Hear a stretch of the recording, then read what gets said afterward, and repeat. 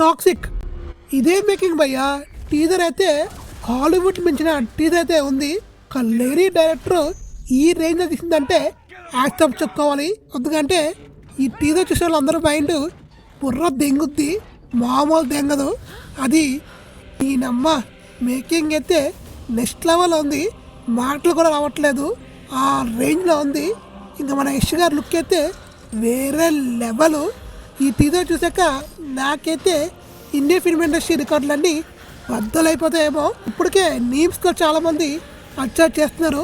అది రియలైజ్ చేసి అయితే ఉంది. క్వాలిటీ మాత్రం హాలీవుడ్ మించిన క్వాలిటీ అయితే ఉంది.